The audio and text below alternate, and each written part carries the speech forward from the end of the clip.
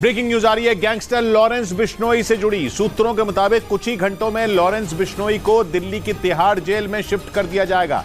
Lawrence Bishnoi इस वक्त गुजरात की साबरमती जेल में बंद है। उसे वहां से तिहाड़ जेल में शिफ्ट करने की तैयारी पूरी कर ली गई है। सूत्रों का कहना है कि कुछ ही घंटों में लॉरेंस बिश्नोई तिहाड़ जेल पहुंच जाएगा, जिसके लिए तिहाड़ में तैयारियां भी शुरू कर ली गई हैं। सूत्रों का कहना है कि लॉरेंस बिश्नोई को तिहाड़ जेल में बेहद सख्त सुरक्षा के बीच रखा जाएगा और उसके सेल में सीसीटीवी कैमरे भी लगाए जाएंगे ताकि वहां उस पर कड़ी नजर रखी जा सके।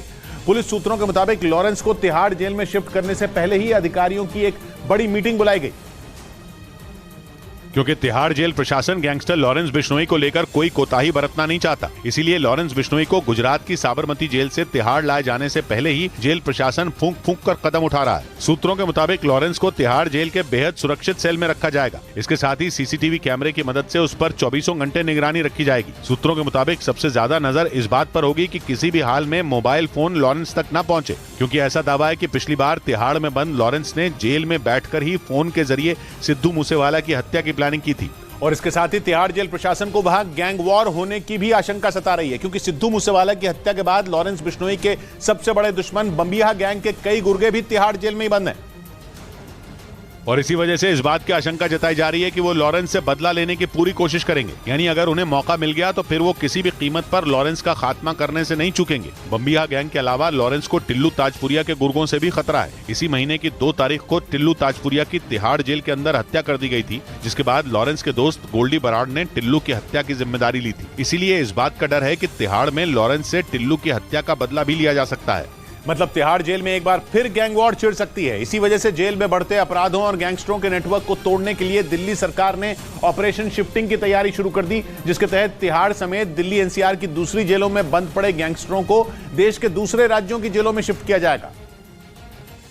क्योंकि 2 मई को तिहाड़ जेल में गैंगस्टर टिल्लू ताजपुरिया की हत्या कर दी गई थी। इस घटना के बाद जेल प्रशासन ने दिल्ली सरकार को एक चिट्ठी लिखी, जिसमें यह अपील की गई कि तिहाड़ जेल में बंद बड़े गैंगस्टरों को दूसरे राज्यों की जेलों में शिफ्ट किया जाए। सूत्रों का दावा है कि तिहाड़ जेल में बंद बदमाशों को दक्षिण भारत की जेलों में भेजने की तैयारी शुरू कर दी गई। दलील ये दी गई कि दक्षिण भारत की जेलों में दिल्ली, हरियाणा, पंजाब और राजस्थान के गैंगस्टर शिफ्ट कर दिए जाएं, तो वहां की भाषा से अनजान ये बदमाश न तो जेल में अपना रसूख बना पाएंगे और न ही नेटवर्क। उधर ईरान ने इजरायल के तमाम दुश्मनों को इकट्ठा कर उसे नुकसान पहुंचाने की कोशिश बंद नहीं की तो उसे इसकी बहुत बड़ी कीमत चुकानी पड़ेगी, ऐसी खबरें आ रही हैं। और ईरान के इस कदम का अंजाम यह भी हो सकता है कि इजरायल उसे पूरी तरह तबाह कर दे। इजरायल के मिलिट्री चीफ ने आरोप लगाया कि ईरान जानबूझकर उन देशों और संगठनों की मदद कर रहा है जो इजरायल के खिलाफ हैं। साथ ही उन्होंने ये दावा भी किया कि इजरायल ईरान को इसकी सजा जरूर देगा, जिसके लिए उसने सीरिया में मौजूद ईरान के ठिकानों पर बम बरसाने भी शुरू कर दिए। इजरायल का दावा है कि ईरान उसके देश में बड़े आतंकी हमले की फिराक में है, लेकिन वो किसी भी कीमत पर ईरान की इस प्लानिंग को सफल होने नहीं देगा। और इजरायल की इस धमकी के बाद ईरान ने फिर एक बार उसे घेरने के लिए सभी मुस्लिम देशों से साथ आने की अपील की। इंडोनेशिया के दौरे पर पहुंचे ईरान के राष्ट्रपति इब्राहिम रईसी ने मुस्लिम देशों से खुलकर इजरायल के खिलाफ एकजुट होने की मांग की और ये साफ कर दिया कि अब वो इजरायल से आर पार की लड़ाई के मूड में है।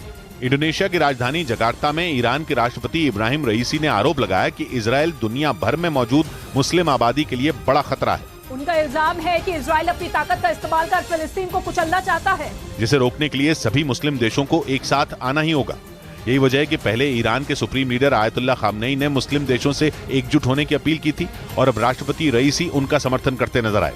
इस बीच तुर्की ने दावा किया कि उसने इजरायल के लिए जासूसी करने वाले 11 लोगों को गिरफ्तार कर लिया। जिन लोगों को गिरफ्तार किया गया उनके इजरायल की खुफिया एजेंसी मोसाद से जुड़े होने का शक है और तुर्की का दावा है कि उसकी एजेंसियां इन 11 लोगों की हरकतों पर लंबे वक्त से नजर रख रही थी। दावा किया गया कि इजरायल की खुफिया एजेंसी मोसाद के लिए काम करने वाले कुल 15 लोगों की पहचान की गई, जिनमें 11 को गिरफ्तार कर लिया गया। तुर्की के मुताबिक गिरफ्तार किए गए लोग वहां मौजूद ईरान के ठिकानों की जासूसी कर रहे थे। खबर है कि मुस्लिम देशों के इजरायल के खिलाफ एकजुट होने के बाद मोसाद की कोशिश अपना नेटवर्क फैलाने की है। इससे एक दिन पहले ईरान ने भी मोसाद के 11 जासूसों की गिरफ्तारी का दावा किया था।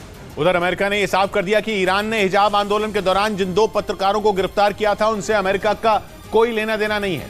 कुछ दिन पहले ईरान ने आरोप लगाया था कि उसके देश में हुए हिजाब प्रदर्शनों के दौरान अमेरिका ने इन पत्रकारों के जरिए ईरान की सरकार के खिलाफ माहौल बनाने का काम किया था, जिसके बाद ईरान की सरकार ने 2 पत्रकारों को गिरफ्तार कर लिया था, जिन पर महसा अमीनी की मौत के बाद पिछले साल भड़के हिजाब आंदोलन के दौरान गलत खबरें फैलाने का आरोप लगा था। और ईरान का दावा था कि इन दोनों पत्रकारों ने ये सब अमेरिका और इजरायल के कहने पर किया था, जिन्हें ईरान अपना कट्टर दुश्मन मानता है। हालांकि अमेरिकी सरकार ने साफ कर दिया कि ईरान की जेल में बंद इन पत्रकारों से उसका कोई लेना देना नहीं।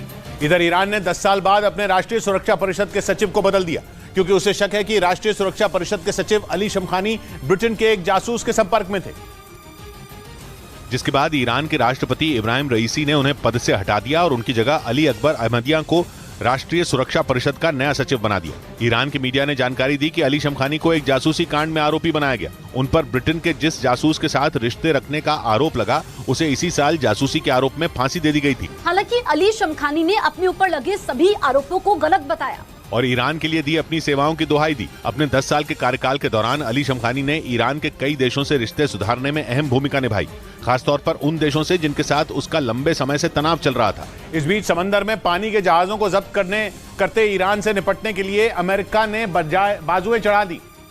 अमेरिका ने नौसेना के जंगी जहाजों ने ईरान के पास फारस की खाड़ी के इलाके में पेट्रोलिंग बढ़ा दी, ताकि ईरान वहां पानी के जहाजों को न पकड़ सके।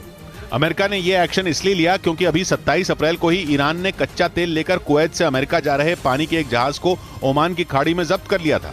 फिर इसके 6 दिन के अंदर ही ईरान ने दुबई से यूएई के दूसरे शहर फुजैरा जा रहे एक दूसरे तेल के टैंकर को स्ट्रेट ऑफ हॉर्मुज में पकड़ लिया था।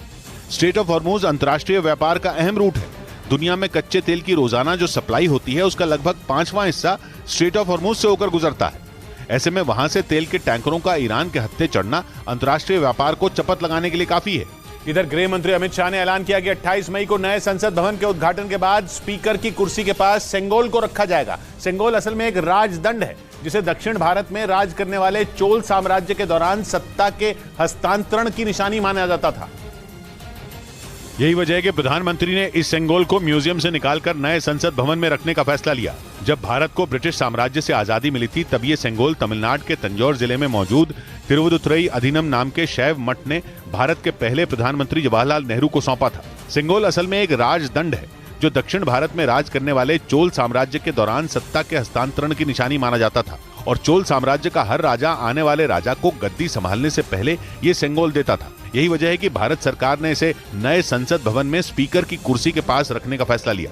इस बीच खुफिया एजेंसियों ने दावा किया कि भारत की ताकत से घबराकर चीन ने एलएसी पर 3 नए एयरपोर्ट बना लिए हैं, क्योंकि चीन ये बात अच्छी तरह से समझ चुका है कि भारत के सैनिकों से मुकाबला करना उसके बूते से बाहर है, और इसी वजह से वो एलएसी पर अपनी ताकत बढ़ाने में जुटा है। खुफिया रिपोर्ट में दावा किया गया कि चीन भारत की सीमा के पास 3 नए एयरपोर्ट बना चुका है। रिपोर्ट के मुताबिक चीन ने अरुणाचल प्रदेश की सीमा से 45 किलोमीटर दूर तिब्बत की लोंगजी काउंटी में एक एयरपोर्ट बनाया है, जो जनवरी में शुरू हो चुका है, जबकि दूसरा एयरपोर्ट सिक्किम की सीमा से 60 किलोमीटर दूर टिंगरी काउंटी में। इसी तरह चीन उत्तराखंड के पिथौरागढ़ की सीमा के पास तिब्बत की बरांग काउंटी में भी एक एयरपोर्ट बना रहा है। इसके अलावा चीन छोटे एयरबेस को भी बड़े एयरपोर्ट में बदल रहा है, ताकि वहां वो अपने लड़ाकू विमान तैनात कर सके।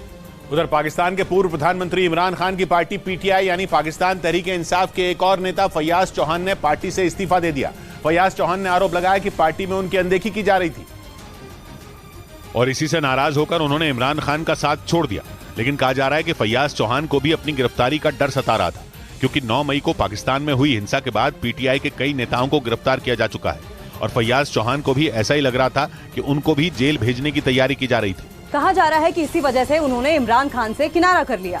हालांकि फैयाज चौहान के मुताबिक उन्होंने पार्टी में अपनी अनदेखी होने से नाराज होकर यह कदम उठाया। इसके साथ ही उन्होंने आरोप लगाया कि इमरान खान हिंसा के रास्ते पर चल रहे हैं और इसी वजह से उनकी पार्टी को भारी नुकसान उठाना पड़ रहा है, क्योंकि एक के बाद एक पीटीआई के कई नेता पार्टी छोड़ रहे हैं। फैयाज चौहान की तरह ही पूर्व मंत्री और इमरान की खास शिरीन मजारी ने भी पीटीआई से इस्तीफा दे दिया, जिसे इमरान खान के लिए बड़ा झटका बताया जा रहा है। शिरीन मजारी को 9 मई को हुई हिंसा के बाद 5 बार गिरफ्तार किया गया था।